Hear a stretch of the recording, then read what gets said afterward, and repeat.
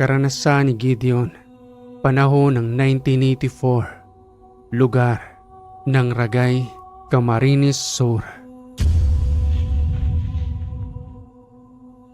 Si Gideon ay laking Bicol at ang pangunahing hanap buhay nila roon ay ang pagsasaka, pangungopra ng niyog, pagtatanim ng palay, pati na rin ang pagpapastol ng kanyang mga alagang kambing.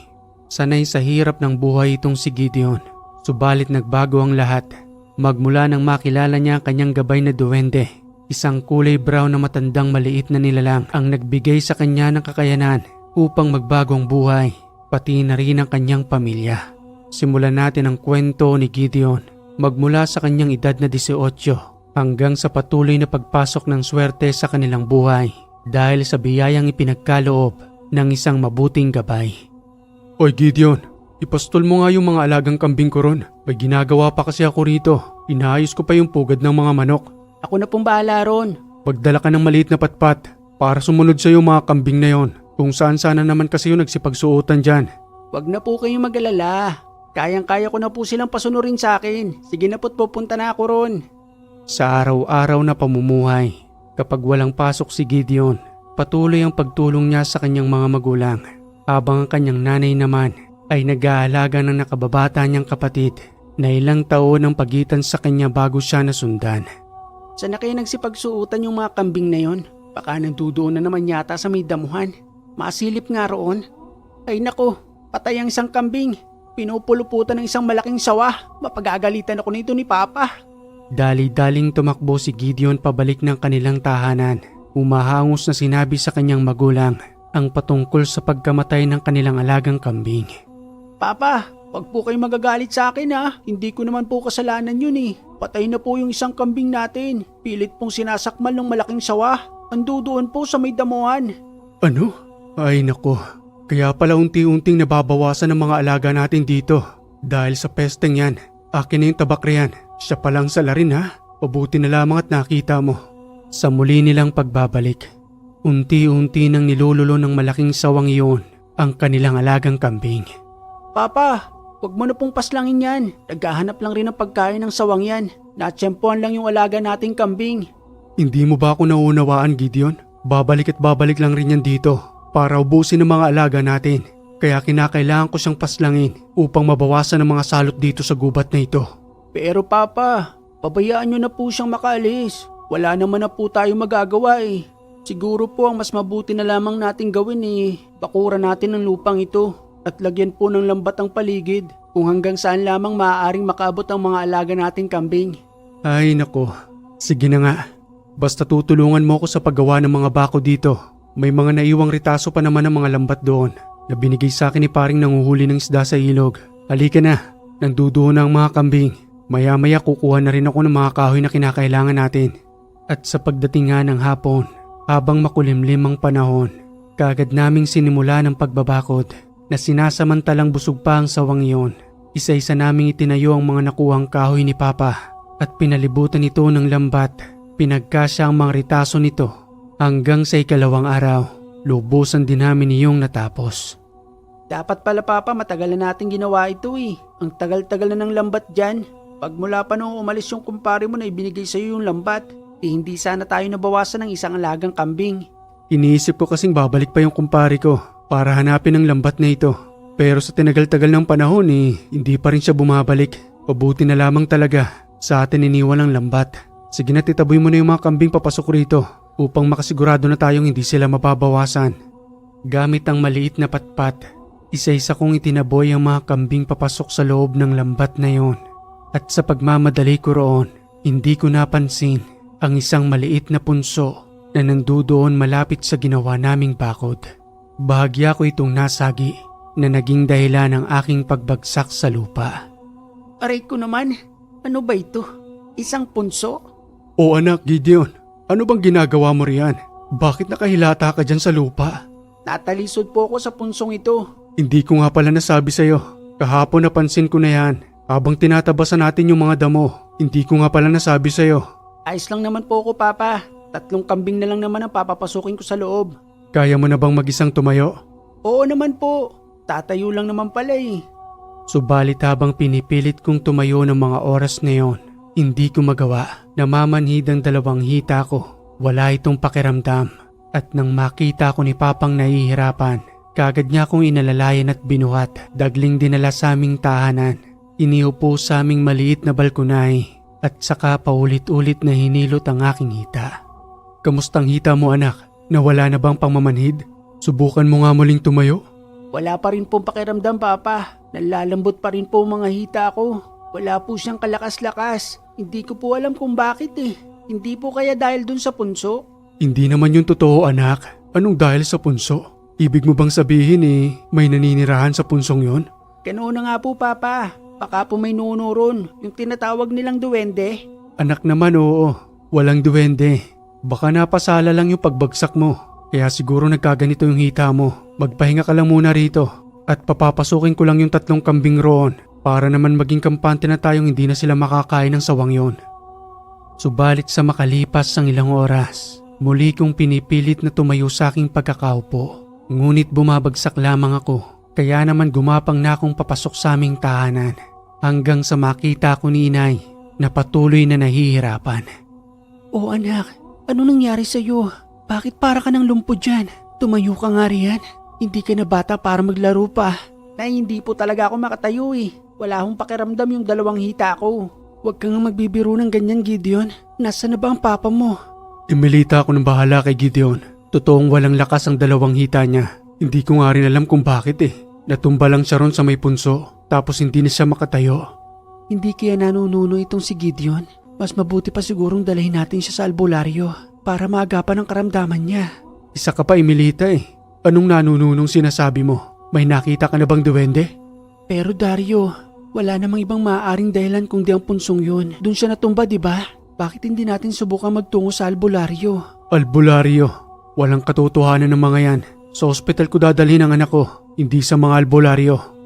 At nang araw ding yon, kagad din naman akong dinala ni Papa at Mama sa ospital upang lubusang patingnan ang nangyari sa akin. Subalit walang makitang dahilan ng doktor na kahit na sila mismo ay hindi alam kung anong uri ng karamdaman ang mayroon ako. At sa ikalawang hospital na pinuntahan namin, ganoon pa rin, wala silang makita. Hanggang sa may makapagsabing isang pasyente roon na patingnan umano sa isang magaling na albularyo na nagngangalang Enteng. Abay, subukan niyo pong patingnan sa albularyo ang anak ninyo. Baka ho yan ay nababate o kaya naman ay pinakikialaman ng mga elemento. At kung hindi naman ho kayo naniniwala bahala ho kayo. Kaysa naman hindi gumaling ang anak ninyo. Mananatili ho yung lumpo hanggat hindi nyo dinadala kay Mang Enteng. Isang magaling na albularyo yon. Wala rin naman ho kayong magagawa rito. Dahil sinasabi na sa inyo ng doktor na wala silang makitang dahilan kung bakit nalulumpo ang anak ninyo. Sige na Dario, ayaw kong lumala ang karamdaman ng anak natin. Bakit ba ayaw na ayaw mong dalahin sa albularyo ang anak mo? Wala namang mawawala, di ba? Hindi lahat ng albularyo ay totoo. May ibang albularyong mangkukulam na nagpapanggap lang ng isang manggagamot at nangyari na yun sa mga magulang ko noon na naging dahilan ng kanilang pagkamatay. Dario naman, ang pinag-uusapan natin dito ay ang kalagayan ng anak mo.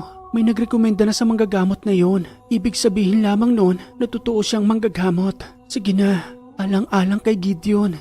Ang iniisip ko rin ay ang kalagayan ng anak mo. Ayaw ko nang muling mabawasan ng pamilya ko dahil sa mga mangkukulam na yan. Anong gusto mong gawin natin? Tingnan na lamang ng ganyan si Gideon. Araw-araw ba matitiis mo yon, Dario? Gusto ko siyang manumbalik sa dati. At kung ayaw mo, ako na lamang ang magdadala sa albularyo. Wala nang nagawa si Papa ng mga oras na yon.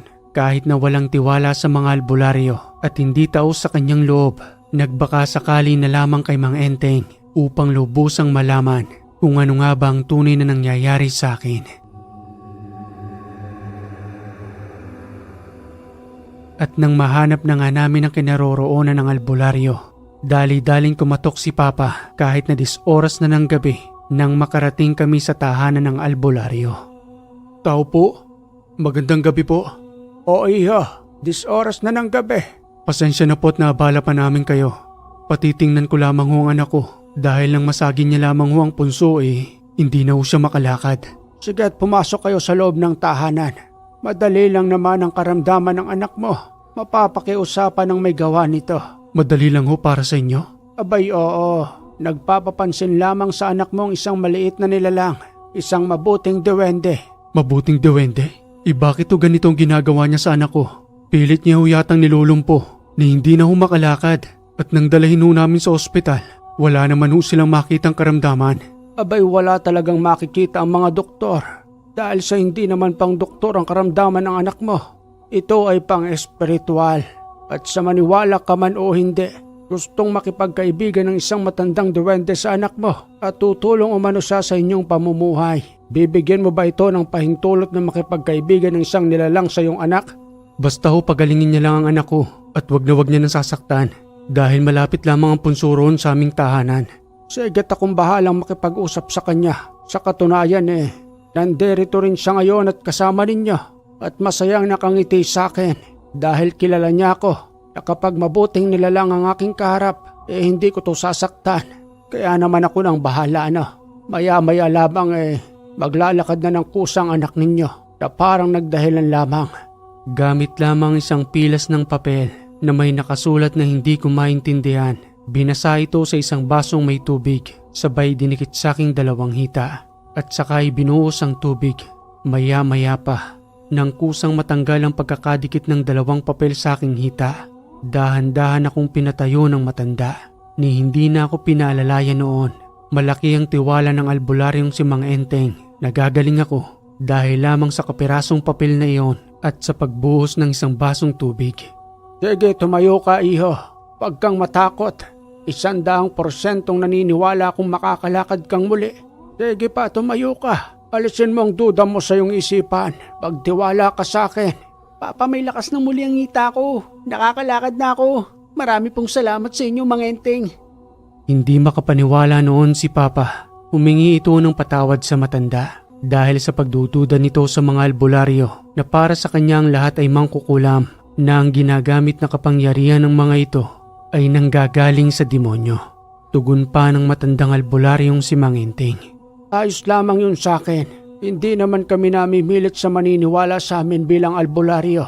Pero ang nangyari sa mga magulang mo noon ay totoong kagagawa ng mga mangkukulam. Patawad sa nangyari sa iyong mga magulang dahil hindi lahat ay totoong albularyo. Kaya hindi maiiwasan sa iyo ang pagdududa dahil ang karamihan ay nagpapanggap rin at nagtatago sa kanilang kapangyarihan upang magpanggap na mabuti sila. Subalit ang kapalit noon ay ang buhay ng iyong pamilya na ang inakala mong gagaling, yun pala ay mas lalong lalala ang kanilang karamdaman. Ngayon ay nasubukan nyo na ang aking kakayanan. Nawa ay muling manumbalik ang inyong tiwala sa mga albularyong tulad namin na sa pagtagal ng panahon ay unti-unti na ring nawawala dahil sa hindi tinatanggap ng aming mga tagapagmana ang aming malaking obligasyon sa mundong ito. Muli ho akong nagpapasalamat, Mang Enteng. Siya nga ho pala. Paano na ho yung sinasabi ninyong duwende? Sasama siya ngayon sa inyong tahanan at unti-unting magpapakita sa panaginip sa iyong anak upang lubusang makipagkaibigan. Nawa ay tanggapin ninyo ang pakikipagkaibigan ng duwendeng ito dahil nagdadala siya ng swerte para sa inyong magandang pamumuhay. Sige ho at maraming salamat, Mang Enteng. Aalis na ho kami. At sa muling pagbabalik sa aming tahanan, pasado 10:00 na ng gabi nang muli kaming makabalik roon. Sa pagpasok pa lamang namin sa pintuan, rinig na rinig kong maliliit na hagikik na animoy nang gagaling sa may punso na malapit roon sa aming tahanan. Subalit hindi ko na lamang pinansin na patuloy nang pumasok sa may pintuan. Dagli namang naganda ng pagkain si inay para sa oras ng aming gabihan. Halina kayo't kumain na tayo. Magkanya-kanya na lamang ng sandok. O bakit nakatulala ka dyan sa may bintana, Gideon? Halika na nga rito at saraduhan mo ng bintanang yan. Opo, inay. At habang patuloy na kaming kumakain, ramdam kong may dahan-dahang nagbubukas ng aming pintuan. Dahil sa hindi pa ito nakakandado ng mga oras na yon. At sa unti-unti kong paglingon, nakita rin pala ni Mama ang pagbagsak ng pintuan nang wala man lamang malakas na hanging dumampi. Gideon, wag mo nang pansinin yan. Ipagpatuloy mo na yung pagkain mo. Kung ano-anong nililingon mo riyan. Alam mo naman na siguro sinabi ng matandang albularyong si Mang Enteng, di ba? Hayaan na natin siyang pumasok sa loob ng ating tahanan. Pumayag na rin naman na kami ng papa mo na makipagkaibigan siya sa iyo. Basta wag ka lang matatakot sa kanya, ha? Opo, inay. Pero hindi ko pa po siya nakikita eh. Ano po kayang itsura niya? Hindi po kaya nakakatakot? Hindi ko alam, anak. Hindi natin naitanong kay Mang Enteng. Dahil ang mahalaga para sa amin ngayon ng papa mo. iyong bumalik ka na sa normal. Maya-maya pa nang matapos na nga kaming kumain, naganda ng bawat isa sa aming pagtulog at tulad ng sinabi ng matanda, nang mahimbing na nga ang aking pagkakatulog. Nung una nagpakita sa saking panaginip na parang isang anino, hanggang sa dahan-dahan na nahuhubog ang kanyang muka, pati na rin ang kanyang buong katawan. Wika pa nito sa aking panaginip. Magandang gabi, kaibigan. Ang pangalan ko ay Antoy. Ako ang tinutukoy ng matandang albularyong si Mang Enteng. Pasensya ka na kung napagkalala kita sa nangyari sa'yo. Paraan ko lamang yon para makatungo kayo sa isang tunay na albularyo. Salamat at tinanggap ninyo ako sa inyong pamilya. Madalas na ako magtutungo rito. Ikaw yung duwende? Kakaiba palang itsura mo. At bakit ang liit-liit mo? Ganito talaga ang itsura namin. Maliliit kaming nilalang ng Panginoon. Yung punso kung saan ka nadapa. Yun ang tahanan ko. Kahit na anumang oras ay maaari kang magtungo roon. Ipapasyal kita sa aking tahanan. Maganda ron.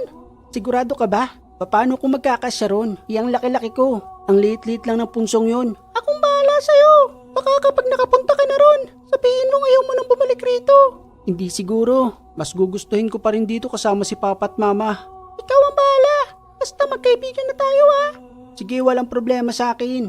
Magkaibigan na tayo. Huwag mo na lang uli akong bibigyan ng karamdaman dahil nag-aalala sa akin ng mga magulang ko. Hindi na mauulit yun. Pinapangako ko sa'yo. Sige, atalis na ako. Babalik nang muli ako sa aming tahanan.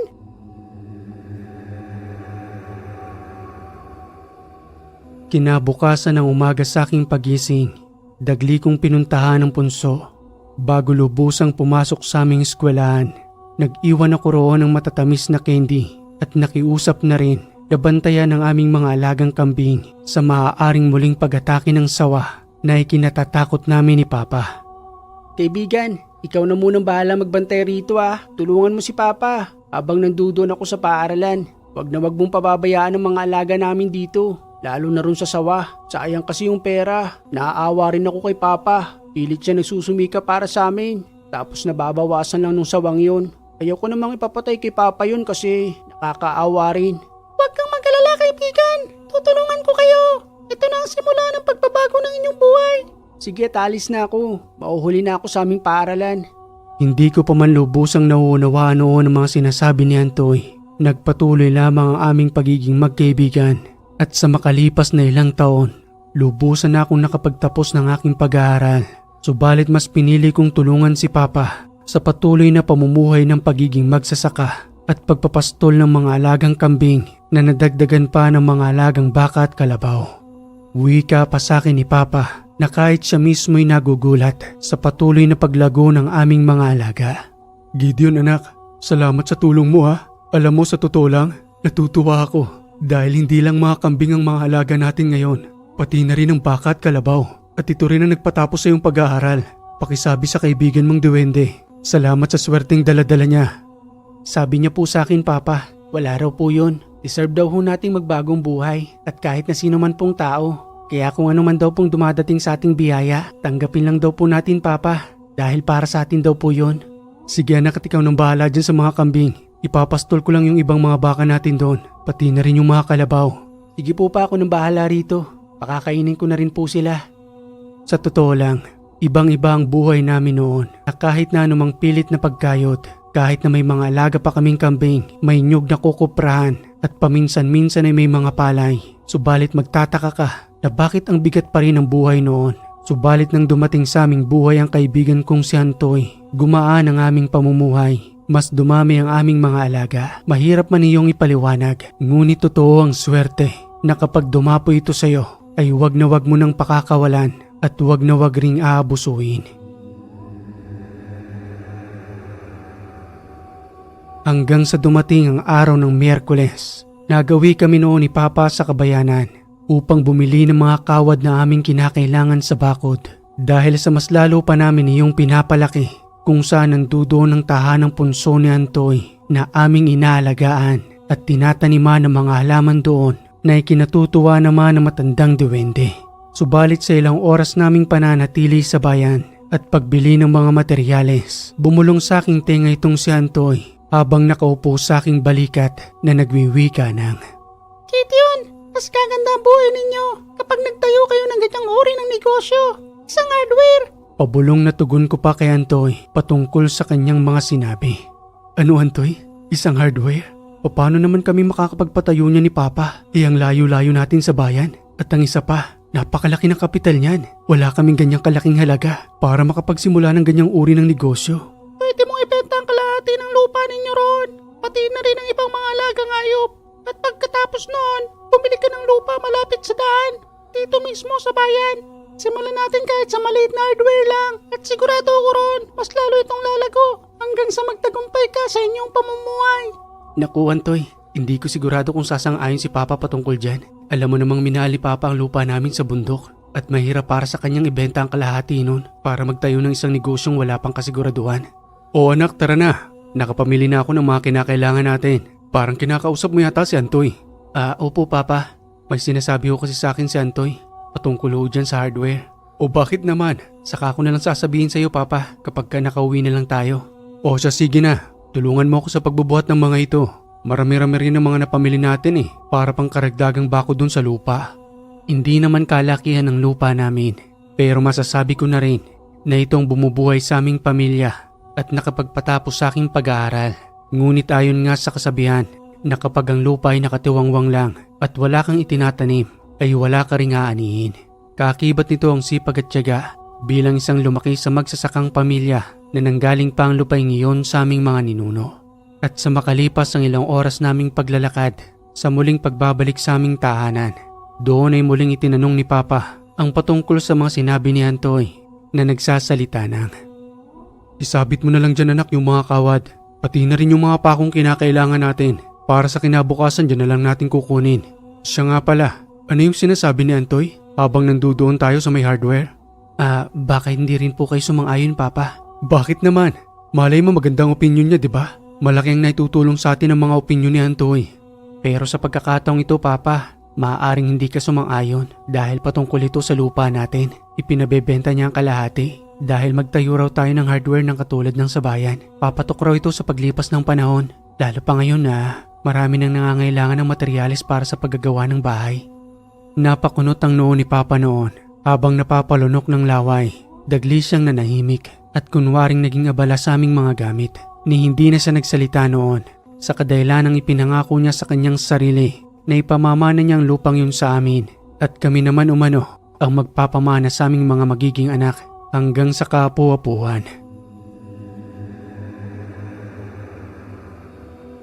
Makalipas ang 4 na buwan, ang mga alaga naming inahing baka ay nagkaroon na ng kanya-kanyang supling na mas lalo pang nadaragdagan ng aming mga alaga.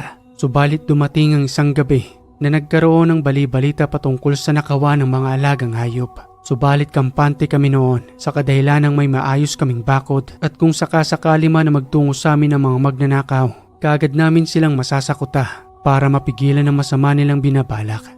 Subalit sa mga panahong yun ay hindi ko maramdaman ang presensya ni Antoy. Hindi ko alam kung nasa saan siya. Kahit na paulit-ulit na akong magtungo sa kanyang tahanan, wala siya roon na hindi ko malaman kung anong naging dahilan. Sambit pang wika ni Itay ng gabing yon bago kami matulog. Anak Gideon, sarado mo na yung bintana. Pabayaan na muna natin si Antoy. Baka lang naman meron din siyang kinakaharap na misyon o kaya naman namin pinagkakaabalahan lang. Matulog ka na. Sige po Papa, matutulog na rin po ako. At habang mahimbing kaming natutulog, sa pagpatak ng 1:00 ng madaling araw, doon kami may naramdaman na para bang may kakaiba sa aming mga alaga.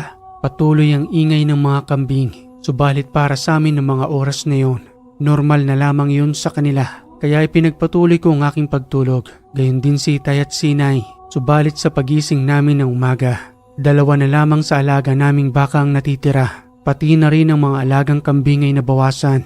Magagaling ang mga kawatang yon. At siguradong marami silang samahan na pinagkaisahang kunin ng mga alaga naming hayop. Patuloy ang panlulumo namin noon ni Papa dahil sa ang karamihan sa mga pinaghirapan namin ay parang bula lamang na nawala.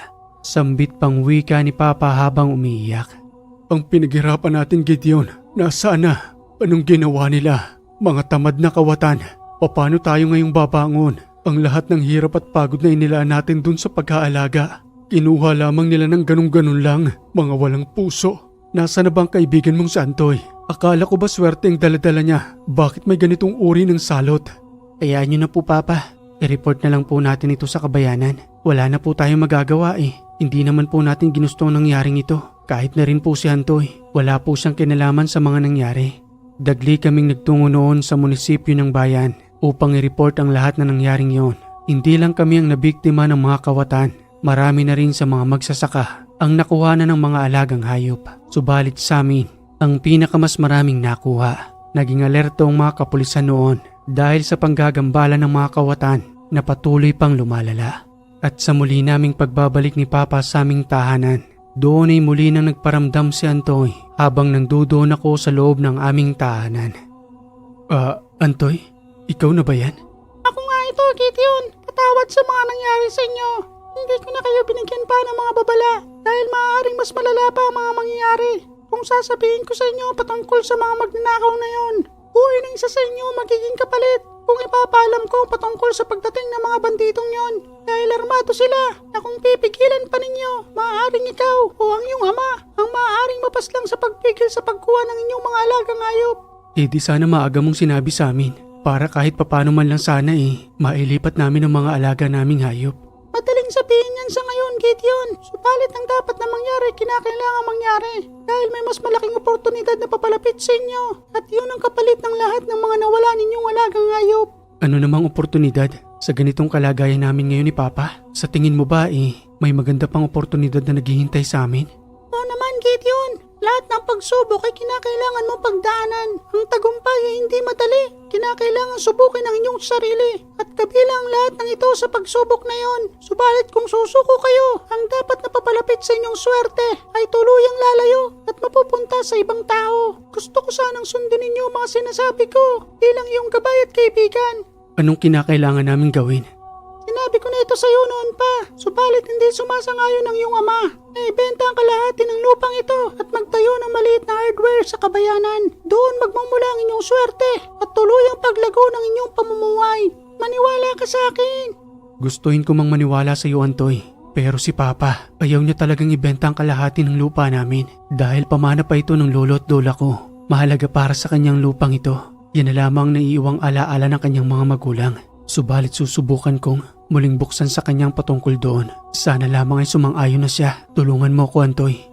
Subalit nang muli kong kausapin si Papa noon, lalo lamang itong nagalit dahil na rin siguro sa sama ng loob sa pangyayari sa mga alaga naming hayop. Galit pang wika nito habang nakaupo na tila may malalim na iniisip. Ano ka ba, Gideon? Hindi solusyon ang pagbebenta ng lupa. Matagal na panahon na akong magsasaka, kaya alam kong ginagawa ko. Dito ko kayo binuhay at itong pagsasaka ang nakapagpatapos ng iyong pag-aaral. Tapos ngayon, gusto mong sundin kita dahil sa sinasabi ng gabay mong diwende?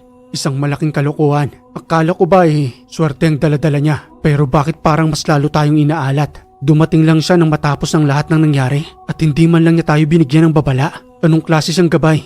Papa, wag naman po kayo magsalita ng ganyan. Nandirito po ngayon si Antoy at nakikinig po sa usapan natin. Kapakanan pa rin po natin ang iniisip niya. Dahil kung sinabi niya raw ang lahat ng mangyayaring yun, maaaring isa sa ating pamilya ay mawala ng buhay dahil sa pagpigil sa mga kawatan. Kaya para sa akin okay lang na mawala ng mga alagang hayop. Wag lang isa sa atin ang mawala. Muling nanahimik noon si Papa habang si Mama naman ay nakinig lamang sa aming usapan. At pagkatapos noon ay kagad na nagtungo si Papa sa kanyang silid upang magpahinga ng araw na yon. Maya-maya pa'y lumapit sa akin si Mama upang masinsinan akong kausapin. Sambit pang wika nito. Anak Gideon, pabayaan mo na muna ang papa mo. Kilala mo naman siya, di ba? Kinakailangan niya lang munang magpahinga. Napapagod lang siya sa kanyang pag-iisip kung paano tayong itataguyod. Siguro mamaya pagising niya maaari na muli kayong mag-usap patungkol sa pinaplano ninyo ni Antoy. Antoy, kung naririnig mo man ako, pasensya ka na sa mga sinabi ng asawa ko ha. Sana maunawaan mo rin ang nangyari sa amin. At maraming salamat sa lagi mong paggabay. Dahil magpahanggang sa ngayon, maayos pa rin kaming namumuhay ritong magkakasama. Kinabukasan, habang inaayos kong ginawa naming bakod ni Papa, nakokonting alagang hayop na lamang natitira roon. Nakita ko si Papang papalapit sa akin at nang makalapit na nga ito sa aking harapan, kagad niya akong inakbayan na muling nagwiwika ng, Gideon anak, patawad sa mga nasabi ko kahapon. At kung nandirito man ngayon si Antoy, umihingi rin ako ng tawad sa kanya. Magulo lang kasi ang isipan ko kahapon. Siya nga pala, sumasang-ayon na ako sa kagustuhan ninyo na ibenta ang kalahati ng lupa natin at magtayo ng negosyo sa kabayanan. Sigurado ka po Papa? Mahalaga po para sa inyong lupang ito at alam kong mabigat po sa inyong kalooban na magbenta ng lupang ipinamana pa sa inyo. Huwag na nating isipin yun, Gideon. Siguro naman kapag umasenso tayo, kaya pa nating bumili ng mas maraming lupa at kung papalarin, maaari nating muling bilhin ang kalahati ng lupang ito upang muling maibalik sa atin. Sa pagsang-ayong iyon ni Papa, kagad kaming humanap ng bibili ng lupa. 3 buwan din noon ang lumipas bago lubusang nakahanap ng isang maayos na buyer.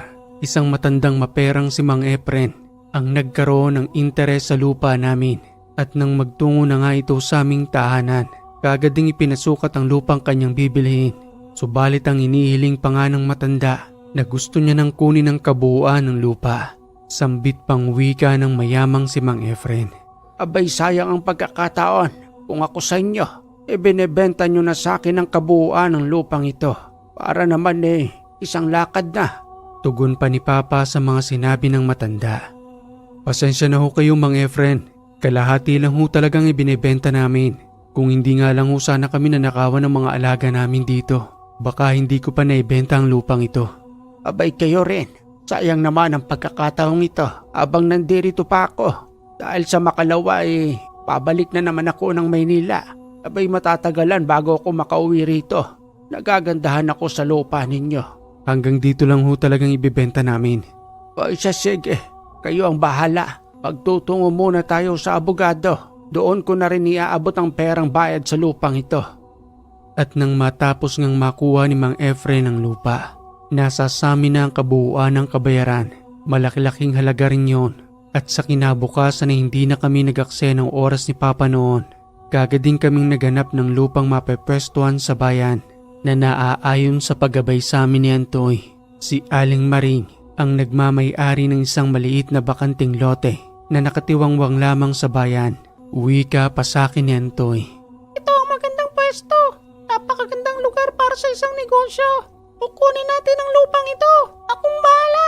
Mapapasang-ayon natin ang nagmamayari ng lupa. Dito tayo magsisimula ng isang maliit na negosyong hardware. Sige Antoy, kakausapin muna namin ni Papa ang may-ari ng lupa. Pero ikaw nang bahala ha. Sana sumang-ayon ang may-ari ng lupang ito. Sa tingin ko nga daanan ito ng mga tao. Yun nga lang ang halaga ng lupa rito sa bayan ay medyo may kataasan. Baka sa lupa pa lang ay maubos ng kapital namin ni Papa. Tagli naming kinausap ang may-ari ng lupa. Wika pa ni Aling Maring. Pasensya na kayo, iho. Hindi ko ibinibenta ang lupang ito. Pero kung gusto ninyo, ayupahan nyo na lamang. Pwede kayong pumesto riyan o magtayo ng hardware na gusto ninyo. Pero sa ngayon hindi ko talaga binibenta ang lupa. Kung sumasang-ayon kayo sa akin, ura-urada ipapaupahan ko ito sa inyo para makapagsimula na kayong magnegosyo. Tugon pa ni Papa sa mga sinabi ni Aling Maring. Sige ho. Kami na ho ang uupa sa lupang ito. Sayang ho kasi yung ganda ng pwesto. Ang dami pa naman ng taong dumaraan. Sa pagkakataong yon, hindi man namin nabili ang lupa ni Aling Maring. Subalit sumang-ayon naman siya na paupahan ito ng 1 taon. At kung gugustuhin pa namin iyong i-renew, taon-taon namin itong uupahan upang may pagpatuloy ang magandang negosyo sa pwestong yon.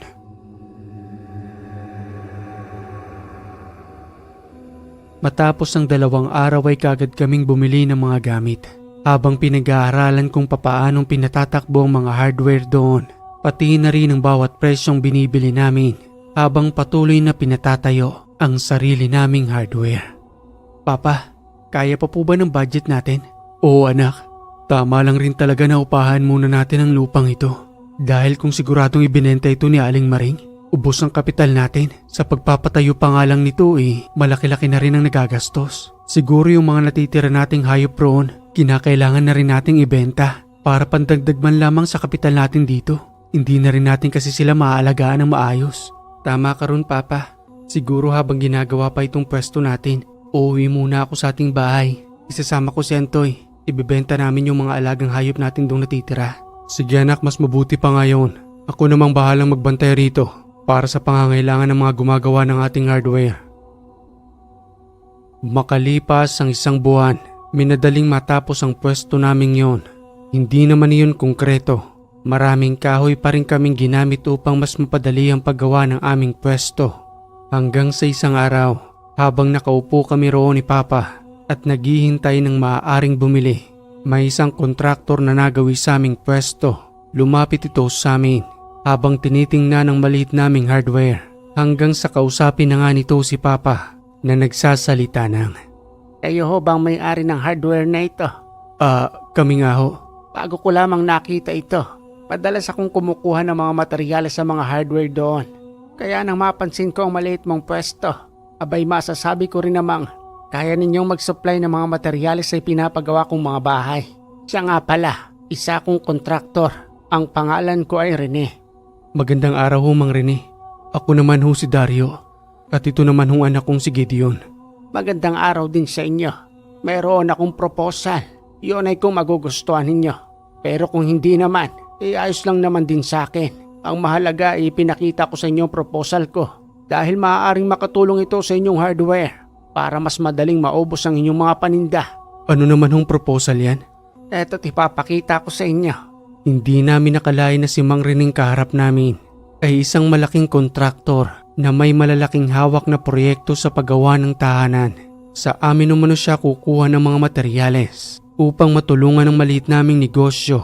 At sa pagkakataong yon, hindi na kami nagdalawang isip pa ni Papa. Isang malaking oportunidad ang makarating si Mang Rene sa aming maliit na negosyo. Muling wika pa ng kontraktor. Basta ito lamang ang sinisiguro ko sa inyong mag-ama. Palagi kayong magre-restock ng inyong mga paninda rito. Dahil uubusin ko yan sa dami ng ipinapagawa kong tahanan. Kinakailangan ko ang tulong ninyo. At tulungan nyo rin akong supplyan ng mga kinakailangan kong kagamitan para naman pareho tayong magtulungang umasenso. Salamat ho, Mang Rene. Hayaan nyo ho. Mas padadamihin pa ho namin ang mga paninda namin dito. Sa ngayon ho talaga ito pa lamang ang nakakayanan namin. Pero ipinapangako ho namin sa iyo kung ano man ang mga kinakailangan ninyong mga materyales. Sisikapin ho namin may bigay sa inyo. Mabuti naman kung gayon. O sige, sa makalawa, pabalik uli ako rito ha. Si Mang Rene ang pinakauna naming customer, subalit hindi lamang tingi-tingi ang gusto niyang bilhin. Maramihan na halos kunin ang lahat ng mga materyales namin doon. Isang magandang unang panimula hanggang sa makalipas ng 2 araw. Muling bumalik sa amin itong si Mang Rene kasama ang kanyang mga tauhan. Kinuha ang lahat ng kanilang mga kinakailangan. Halos wala na ngang matira sa mga paninda namin doon. Pati na rin ang mga paunahing panindang pako ay kinuha na nila Mang Rene. Diba sinasabi ko na sa inyo, uubusin namin ang mga materyales na paninda ninyo rito dahil yan ang kinakailangan namin. Ngayon ay kumuha ng muli kayo dahil baka sa isang araw pabalik na naman ako rito kasama yung mga tauhan ko dahil may naghihintay pang pinapagawa sa akin doon. Sige ho, Mang Rene, kami na hong bahala ron. Marami hong salamat ha. Napakalaking tulong ho nito sa amin para sa nagsisimula at mapapaikot namin ang kapital namin dito. Abay walang anuman yon. Diba'y sinasabi ko sa inyo, magtulungan tayo. Siya nga pala, bakit parang may gayuma ang negosyo nyong ito? Abay kagabi habang natutulog ako, napananaghinipan ko ang negosyo nyong ito na para bang may maliit na boses na bumubulong sa aking isipan. Maliit na boses ho? Oo, parang maliit na boses. O baka naman siguro guni-guni ko lang yon. O sige na, talis na kami. Naghihintay na mga trabaho roon. Dagli kong kinausap si Antoy hanggang sa mapagalaman ko na siya rin pala ang may kagagawan kung bakit nagawi roon si Mang Rene. Paulit-ulit nitong ibinubulong sa isipan ng kontraktor na doon kumuha sa maliit naming pwesto. Hindi nito mapigilang tumawa dahil sa magagandang nangyari. O bakit ka natatawa? Wala lang, Gideon. Umaayon na sa ating kagustuhan ng plano natin. Tuloy-tuloy na ito. At sinisiguro ko sa inyo na ang lahat ng nawala sa inyong mga hayop ay muling mababalik sa negosyong ito. Kaya magtiwala lamang kayo sa akin. Hindi ko kayo pababayaan. Maraming salamat, Antoy. Nakita ko nga sa mukha ni Papa na bumabalik na kanyang sigla dahil sa magagandang nangyaring ito. Saglit lang at mamimili pa kami ni Papa para muling mapunuan ang mga paninda namin dito. Isang magandang negosyo ang hardware. Hindi nabubulok ang mga paninda kahit na patuloy kami mag-stock roon. Kaya naman ang muli namin itong mapunuan. Unti-unti ay marami na ring taong bumibili sa amin ng tingi-tingi habang dahan-dahang nadidiskubre ang maliit naming hardware. Papa, parami na ho ng parami ang taong bumibili sa atin. Samantala nung una si Mang Rene lang. Pero ngayon mapapansin mo ba? Unti-unti na silang dumarami. Pero bakit wala pa kaya si Mang Rene?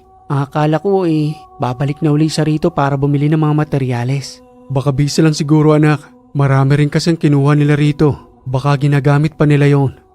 Siguro nga po. Saglit lang papa. Bibili lang po ako ng candy. Umihirit itong si Antoy.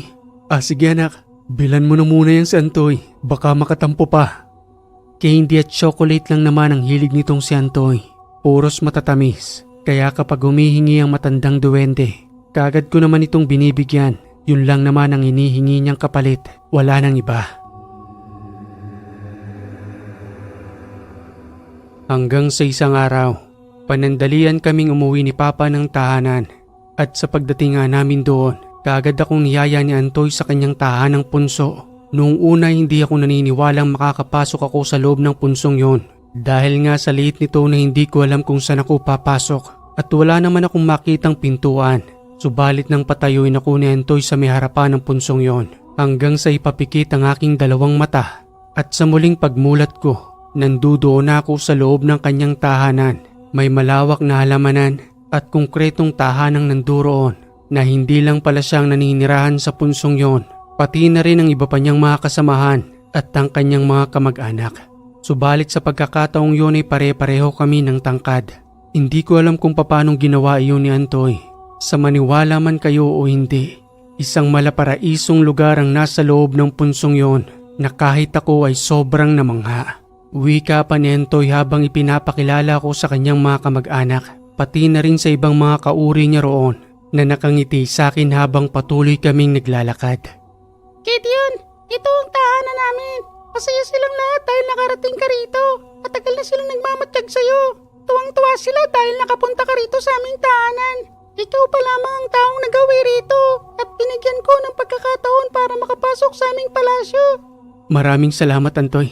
Hindi ko naman nakalaing may ganitong kalaking tahanan sa ilalim ng punsong ito. Mahiwagang mundo, Gideon. Marami ang hindi may paliwanag ng mga pangyayari. Ibang mundo ninyo sa mundo namin. Matagal na kaming namumuhay rito. Mga ninuno nyo pa lamang ang naninirahan sa inyong lupain. Nandirito na kami noon pa.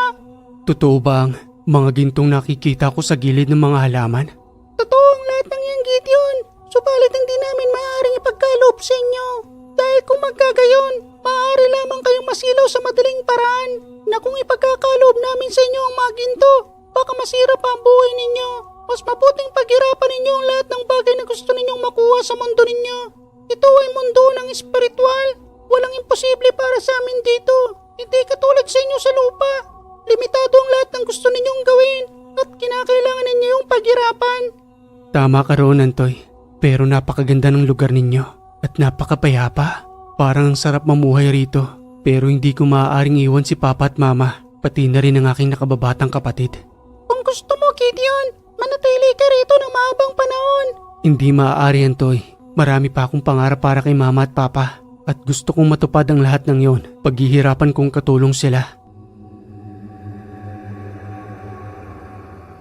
Matapos naming makapaglibot sa malaparaisong lugar nila Antoy, nag-request na ako sa kanyang muli nang bumalik sa aming tahanan. Dagli niya lamang akong pinapikit at sa muli kong pagmulat, nandudo na ako sa labas ng punso. 5 oras din ang nakalipas ng pananatili ko roon. Nagulat ako dahil mabilis ang oras sa mundo ng mga tao kesa sa mundo ng mga elemento. Oh Gideon, anak, kanina ka pang hinahanap ng papa mo. Saan ka ba nanggaling? Ilang oras kang nawala rito sa ating tahanan. Paikot-ikot ng papa mo riyan sa labas kakahanap sa'yo. Babalik na raw kayo sa bayan. Pasensya na po. Isinama po kasi ako ni Antoy sa kanilang tahanan. Hindi ko naman alam na napakabagal pala ng oras doon. Akala ko ilang minuto pa lamang akong nananatili sa kanilang tahanan. Samantalang dito, oras na palang nakalipas. Ay naku anak Gideon, ni hindi ka man lamang nagpaalam sa amin. Nandoon ang tatay mo't nagpahinga na lamang sa loob ng aming kwarto. Pabayaan mo na muna siya ron. Siguro napagod sa kakahanap sa'yo. Sige po Mama. Ipinagahin muna ako ni Mama ng pagkain. Maya-maya pa, muli nang nagising si Papa matapos kong kumain. Nagyaya na rin itong bumalik sa bayan. Sayang umano ang benta kung mananatiling nakasarado ang aming hardware. Palaging nakasampa noon si Antoy sa aking balikat.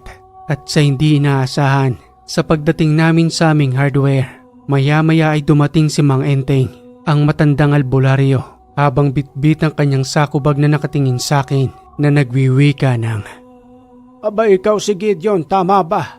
"Tama ho, ako nga ho yun." Ito ang papa mong si Dario. "Oo, siya nga ho." Abay may pwesto na pala kayo ritong hardware. Saktong-sakto, bibili ako ng pako. Gumagawa kasi ako ng maliit kong kubo roon at doon ako manggagamot para hindi ko na direktang pinapapasok sa loob ng aming tahanan ng mga pasyente. Mas maganda nga ho yun, Mang Enteng. Aliho kayo. Mamili na ho kayo ng pakong kinakailangan ninyo. Papa, si Mang Enteng po. "O Mang Enteng, mabuti naman ho't naligaw kayo rito sa aming pwesto." Abay bibili sana ako sa ibang hardware. Pero nang makita ko ito, ay bigla akong napahinto. Hindi ko naman akalain kayo pala ang may-ari nito. Utos ho ito sa amin ng kaibigan ni Gideon.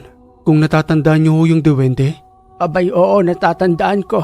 Sa katunayan nga nandoon siya sa balikat ni Gideon. Ayun nakatingin pa nga sa akin. Isang matandang duwende. Mabuti naman at naging maayos kayo at tinanggap ninyo siya sa inyong pamilya. Mabuti ang duwendeng yan. Dadalahin kayo niyan sa magandang buhay. Maniwala kayo sa kanyang mga sinasabi dahil sa may kakayanan siyang makakita sa mangyayari sa kinabukasan. Salamat ho, Mang Enteng. Hindi rin ho namin malilimutan ang pagtulong ninyo sa amin. Kumuha na ho kayo ng kinakailangan ninyo riyan at huwag nyo na hong bayaran. Abay hindi maaari yon. Kinakailangan kong magbayad sa inyo. Negosyo ito at kinakailangan ninyong paikutin ang kapital ninyo. Ang panggagamot ko ay libre. Bahala na sa akin ng Panginoon. Kaya hindi ko maaaring samantalahin ang pagkakataong ito. Matapos makakuha ni Mang Enteng ng kanyang kinakailangang mga pako, nagbayad ito kay Papa na kahit na ayaw man itong tanggapin, iniwan niyang salapi roon bilang kabayaran sa kanyang pakong nakuha. "Mang Enteng, marami hong salamat uli." O siya, sige na, taalis na ako. Malayo-layo pa rin ang lalakarin ko. Gideon, alagaan mo yung kaibigan mo ha. Patuloy lamang kayong maging mabuti. Mas mainam na yung ganoon para sa pagdating ng Panginoon sa takdang panahon dito sa mundo natin.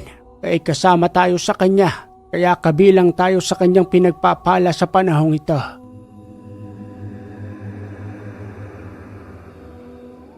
Kinabukasan ay muli nang bumalik sa aming pwesto si Mang Rene.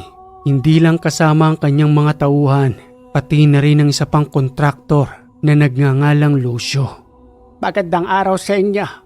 Pasensya na kung natagalan akong makabalik rito. Sobrang dami namin ginawa. Kaya nga pala, maipapakilala ko sa inyong kaibigan ko. Si Lucio, isa rin siyang kontraktor. Matagal na kami nitong nagtutulungan. Kaya itinuro ko rin ang pwesto ninyo rito. Para naman ay dito na rin siya kukuha sa inyo. Magandang araw ho, Mang Rene at Mang Lucio. Salamat ho sa pagtungo ninyo rito. Ano Lucio, kukuha ka ba ngayon ng mga materyales? Dahil kung hindi, uubusin ko na ang lahat ng ito. Konti na rin kasi ang mga materyales ko ron. Bahati naman tayo. Kaya nga ako sumama sa'yo rito para makakuha rin ng mga materyales. Paano ba yan, Dario? Uubusin na naman namin ang lahat ng mga paninda ninyo. Kaya kung ako sa'yo, sana sa susunod naming pagbalik rito mas malaki na itong hardware mo. Para naman mas marami ka nang naititinda. Malay niyo ho, Mang Rene, kapag lulubin ho ng Panginoon, papalalaki rin ho namin itong hardware. Abay dapat lang. Sa amin pa nga lang ni Lucio, ubos na ang lahat ng paninda ninyo. At saka mag-invest na rin kayo ng para sa sasakyan. Para naman kung sakasakali i-deliver nyo na lang doon sa aming pwesto yung mga paninda ninyo. Para naman hindi na mano-mano namin kinukuha rito. Hayaan nyo ho, Mang Rene. Nasa proseso na ho ang lahat ng yan. Salamat ho sa inyo. Napakalaking tulong ho ninyo para sa amin nagsisimula. Abay give and take lang naman tayo. Kung ano yung kinakailangan namin dito, di yun din lang naman ang kukunin namin. Pakibilang na lamang ang mga nakukuha naming materyales. O kayo riyan, alina kayo rito. Nagsasayang tayo ng oras Marami pa tayong gagawin doon. Gideon anak, tulungan mo ako sa pagbibilang. At sa tulong ng dalawang kontraktor na yon, unti-unting mas mabilis na umaangat ang aming negosyo. Ayon na rin sa kanilang mga request, isinasakatuparan namin iyon upang mapunan namin ang kanilang pangangailangan, lalong-lalo ng service. Para mas mabilis naming maihatid ang kanilang mga order na materyales. Hanggang sa makalipas ang 1 taon, sa kasamaang palad, pumanaw ng may-ari ng lupang si Aling Maring. Napilitan silang ibenta sa amin ang lupa. At bilang isang negosyante, hindi naman sa pananamantala ng mga panahong yon, pagkakataon na yun para sa amin upang makuha ang lupang pinapangarap namin yon sa bayan na kahit papano'y meron na kaming naipon. Dagli naming kinuha ang lupang yon, pati na rin ang kinatitirikan ng bahay ni Aling Maring sa likuran ng hardware. Isang malaking oportunidad iyon upang mas lalo naming mapalaki ang aming negosyo. Sambit pang wika ni Antoy. Sumasangayon na sa atin ang panahon. Ang lupang ito na isang taon nyo ring inupahan. Ngayon ay sa inyo na. Mas mapapalaki pa natin ang inyong negosyo. Maraming salamat Antoy sa lagi mong paggabay sa amin. Kahit kailan na hindi mo kami pinapabayaan, unti-unti, nakakatuwang tingnan. Napakaganda pala ng negosyong ito. Hindi pa nabubulok ang mga produkto. At kapag may malalaking proyekto mga kontraktor, dun tayo mas lalong kumikita ng malaki. Sa muling pagpapatuloy ng aming negosyo, dumating ang isang malakas na unos dahil ang Bicol ay daanan ng bagyo. Signal number 4 ang humagupit sa mga tahanan sa bayan. Nagkasira-sira mga tahanan doon, kabilang na rin ang iba't ibang uri ng negosyo, pati na rin ang kanya-kanyang hardware. Itinumba ng malakas na hangin at tagupit ng ulan, subalit pinakakampante kami ni Antoy. Hihingi umano siya ng tulong sa diwata ng kalikasan upang hindi masira ang aming tahanan, pati na rin ang aming negosyo dahil sa patuloy na pagagupit ng malakas na ulan at hangin. Huwag kayong mag-alalang mag-ama. Akong bahala. Lalapit ako sa isang diwata. Matutulungan niya tayo roon at hindi magagalaw ang inyong negosyo pati na rin ang tahanan. Nanatili kami noon sa aming tahanan na iwang nakakandado ang aming negosyo hanggang sa patuloy na ngang humagupit ang malakas na bagyo habang umuugong pa ang hangin kapag tumatama sa mga dahon ng puno pati na rin sa aming tahanan. Sambit pang wika ni Papa habang patuloy na nag-aalala. Sana lang talaga hindi masira ang negosyo natin dahil ito ng huling alas natin ngayon. Wala na akong maaaring maibenta pa. Naitaya ko na ang lahat doon at ang kalahati ng lupa nating ito ay para na sa inyo anak. Huwag ka pong mag-alala Papa. Sinabi na po ni Antoy na hindi niya tayo pababayaan. Wala ka pa rin hubang tiwala kay Antoy? Hindi naman sa ganun anak. Bilang tatay ninyo, hindi ko maiiwasang mag-isip patungkol sa ating hanap buhay. Dahil yun ang ipinipilit kong itaguyod para sa inyo. Para naman sa pagdating ng panahon na magkaroon na kayo ng sarili-sarili ninyong pamilya, meron akong may pamamana sa inyo. Salamat po Papa. Tigilan niyo na po yung pag-aalala ninyo. Pagkatapos ng malakas na unos na ito, sinisiguro ko po na hindi po masisira ang negosyo natin dun sa bayan. Pati na rin po itong tahanan natin. Tingnan nyo nga ho, parang unti-unti nang nawawala ang malakas na hagupit ng hangin sa ating tahanan. Na parang pakiramdam ko ba may pumuprotekta sa kabuuan ng bahay natin. O eto ng kape ninyong mag-ama. Mas masarap na humigop ng kape sa ganitong panahon. Hintayin na lamang natin na huminto ang malakas na ulan. Nararamdaman ko rin ngayon na parang may isang malaking nilalang na nakaharang sa bahay natin. Kung kanina umuugong pa yung hangin, pero ngayon wala na. Subalit kapag sinisilip ko naman sa may bintana roon, patuloy pa rin ang malakas na ulan sa di kalayuan. Kahit nga ako nagtataka na rin. Totoo nga yatang sinasabi ni Antoy, kaya huwag ka nang mag-alala Dario.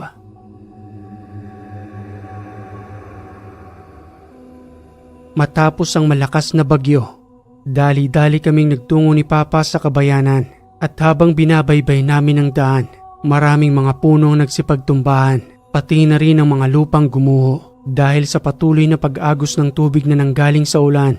At nang makarating na nga kami roon, maraming tahanan sa kabayanan ang nagsipagtumbahan at sa unti-unti naming paglapit sa aming negosyo, nakita ko ang tuwa sa mukha ni Papa nang masulyapan niyang walang nangyari sa aming hardware. Samantalang sa iba roon, kahit na konkreto ay hindi pinatawad ng malakas na bagyo.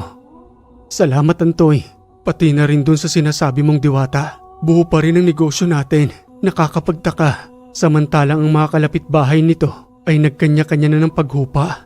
Sabi ko naman po sa iyo Papa hindi tayo pababayaan ni Antoy. Tingnan nyo nga po pati yung mga paninda natin. Nakakapagtakang hindi man lamang nabasa ng kahit na ang piyas ng ulan. Tingin ko nga parang kinubera ng hardware natin ang isang malaking nilalang na hindi natin makita. Hanggang sa may magawi sa aming isang matandang lalaki. May pasan-pasan itong kahoy. Gagamitin niya umano sa muling pagtatayo ng kanyang tahanan. Sambit pang wika nito habang hirap na hirap sa pagbubuhat ng kahoy. Abay bakit ganoon Dario? Ang bahay namin ay bumagsak na dahil sa malakas na bagyo. Samantalang itong hardware mo, hindi man lamang natinag. At saka, tuyong-tuyo pa yung mga paninda ninyo. Anong himalang nangyari rito? Hindi rin ho namin alam. Basta ho pagdating namin dito wala pong masamang nangyari sa aming negosyo. Abay pinagpala kayo. Samantalang sa paligid nagsipagbagsakan ng mga tahanan. Pati na rin yung mga hardware doon. Kayo na lamang ang natitirang negosyo rito na maayos pang nakatayo. Himala ang nangyari sa inyo. At yun pong pinagpapasalamat namin. At nang dahil sa paggagupit ng malakas na unos na yon na hindi naman namin ipinapanalangin, mas lalong lumakas ang aming negosyo dahil sa pagbili ng mga materyales na naninirahan doon upang muling ipatayo ang kani-kanilang mga tahanan. Subalit kahit papano bilang tulong namin sa kanila, bahagya naming binabaan ang presyo upang muli silang makabangon sa kanilang pamumuhay, lalong-lalo ng mga kalapit-bahay namin doon. Salamat sa inyo mag-ama ha. Malaking tulong ito sa amin. Kahit na yung mga pakong yan, salamat sa pagbaba ng presyo. Grabe ang nangyari sa mga bahay namin dito. Halos karamihan talaga ay dumapa. Ay nako, sana muli na kaming makabangon. Ito nga palang listahan ko ng mga kinakailangan kong materyales sa muling pagpapagawa ng aming tahanan. Sa idang lahat ng naipon ko ngayon, hindi ko naman inaasahang babagsak pati ang tahanan namin. Makakabangon din ho kayo. Pagsubok lang ho ang lahat ng yan. Gideon, pakikuha mo nga anak ang lahat ng mga nakalistang ito. Bibigyan din natin siya ng mas maayos na discount. Kinabukasan, muling nagawi sa aming hardware si Mang Lucio. Kumukuha ito ng mga materyales na kinakailangan niya. Subalit wala roon si Mang Rene na kanyang kaibigang kontraktor. Wika pa ni Mang Lucio. Ang galing naman ng negosyo ninyo. Dito ngayon ang puntahan ng mga tao. Dahil ito lamang talaga ang natitira ngayon. Tuloy-tuloy ang pagdagsa ng mga tao sa pagbili ng mga materyales. Kaya nga nagmadali na ako nagpunta rito. Baka maunahan pa ako ni Rene. Inasan ho ba si Mang Rene? Ayun, problemado sa iba niyang mga proyekto. Dahil ang iba roon ay nasira ng bagyo. Kahit nga ako pero isinasawalang bahala ko na lang yun. Ganun talaga ang buhay. May mga unos na hindi inaasahang mangyayari. Mabuti na lang at malaki-laki pa ang pondo ko. Kayang-kaya kong muling ibangon ang mga nasirang proyekto. At nang hindi pa man natatapos ang pagkuha ng mga materyales ni Mang Lucio, maya-maya nga ay dumating na si Mang Rene kasama ng kanyang mga tauhan. At nang magkita nga ang dalawa, patuloy pang pinag-usapan ng mga proyekto nilang nasira. Hanggang sa hatiin ang lahat ng materyales na nandoon dahil sa pareho umano silang nangangailangan ng mga materyales. Sambit pang wika ni Mang Rene. Aba naman Lucio, huwag ka namang masyadong gahaman. Abay ako nagpakilala sa iyo sa hardware na ito. Dapat lamang na maghati tayo sa mga materyales dito. Abay pareho naman tayong nangangailangan. Nasira ang mga proyekto mo. Abay mas marami ang nasira ang proyekto sa akin. Ano? Sige na nga, kunin mo na yung kalahati nito. Akin naman yung kalahati. Yan, dapat ganyan. Para pareho tayong pinagpapala. Hindi yung pang sarili mo lang yatang iniisip mo ngayon. Masisira ang pagiging magkaibigan natin yan. Huwag na ho kayo magtalo. Sige ho, hahatiin na ho namin ang lahat ng ito. Para pareho kayo may madalang materyales. Kanya-kanyang pagpapaayos ng mga tahanang nasira. Habang kami naman ni Papa ay patuloy na pinagbubuti ang mga paninda namin doon. Patuloy kaming bumibili sa Naga City. Medyo may kalayuan din yon. Patuloy naming pinupuna ng pangangailangan ng mga tao. Bilang isang negosyante, yun ang layunin namin. Hindi para kumita ng pangsarili lang, kundi para makatulong sa ibang taong nangangailangan ng mga materyales. Lalong-lalo na sa mga kontraktor na maramihan kong bumili kung saan kami tumutubo ng mas malaki. Gideon anak, sa palagay ko mas lalong kinakailangan na nating palakihin ang hardware na ito. Mayroon naman na tayong malaking kapital dyan. Pakitanong mo nga kay Antoy kung napapanahon na ba na palakihin natin ang negosyong ito. Ang sabi niya po Papa sa akin, yun daw po ang tama. Para hindi daw po kinakapos ang mga tao rito sa pangangailangan ng mga materyales. Dahil dun pa lamang sa dalawang kontraktor, marami nang nabibitin sa mga kailangan nila. Dahil yung dalawang hardware daw dun, hindi na muling nakatayo dahil sa pagkalugi. Sinunod namin ang mga payo ni Antoy bilang gabay. At sa makalipas pa ng 2 taon, hindi lang 2 kontraktor ang nagtutungo sa amin. Mas marami nang gagaling sa iba't ibang uri ng mga proyekto. Napalaki namin ni Papa ang aming hardware. Mas lalong dumagsa ang mga mamimili na kahit kami mismo ni Papa ay hindi makapaniwala sa mga nangyayari na parabang tuloy-tuloy ang buhos ng biyaya sa amin hanggang sa muling magawi sa amin si Mang Rene. Tuwang-tuwa ang kontraktor nang bigyan namin siya ng malaking discount sa mga materyales na kanyang kinuha. Wika pa nga nito sa amin. Salamat sa inyong mag-ama ha. Grabe no, makalipas lamang ng 3 taon napalaki na ninyo ang inyong negosyo. Samantalang nung una kong madiskubre ang inyong pwesto rito, napakaliit pa. Tapos ngayon, mayroon na kayong truck at kumpleto ng mga paninda ninyo. Samantalang noon kapos na kapos pa rito at nag-aagawan pa kami. Ang laki ng pinagbago ng buhay ninyong mag-ama. Baka naman maaari ninyo akong bahagian ng swerte. Alam niyo Mang Rene, ikaw ang pinakauna naming customer noon. Kaya nga sobra kami nagpapasalamat sa inyo. Dahil sa kayo ang unti-unting nagpabangon sa aming mga pangarap dito. Tinulungan niyo kaming maubos ang aming mga paninda noon. Binitbit niyo pa rito si Mang Lucio. Kaya ayun, unti-unting nakaipon kahit papano. Kaya bibigyan namin kayo ng swerte. Ito ang malaking discount sa mga pinamili ninyo. Salamat sa inyong mag-ama ha. Mas mayaman na kayo kaysa sa akin ngayon. Ang kontraktor na tulad ko minsan sineswerte, minsan naman inaalat. Dahil sa mga unos nga na dumaraan dito. Alam mo naman itong lugar natin dito sa Bicol. Daanan ng bagyo. Pero kahit papano naman nakakabawi na rin ako ngayon. O sige na, naghihintay ng mga tauhan ko roon. Kinakailangan ng lahat ng materyales na ito. At sa patuloy pa na paglipas ng panahon, muli na naming nabili ang kalahati ng lupa namin. Tuwang-tuwa noon si Papa at hindi lang yon, muling nakabili ng bakanting lote malapit sa aming hardware. Doon kami nagpatayo ng 3 palapag na tahanan. Sobra-sobrang biyaya ang natatanggap namin dahil sa mabuting gabay ng isang matandang duwende. Okay mga kayuwaga, ang ganda ng kwentong ito, nakaka-inspire. Maraming salamat sa nagpadala ng kwentong ito na itinago natin sa pangalang Gideon. At kung nagustuhan mo ang kwentong ito mga kayuwaga, palambing naman po ng like and share. At kung hindi ka pa nakaka-subscribe, click mo na yung subscribe button dyan, pati na rin yung bell para updated ka sa ating mga bagong kwento. Muli mga kayuwaga, maraming salamat sa lagi ninyong pagantabay dito sa Ang Hiwaga.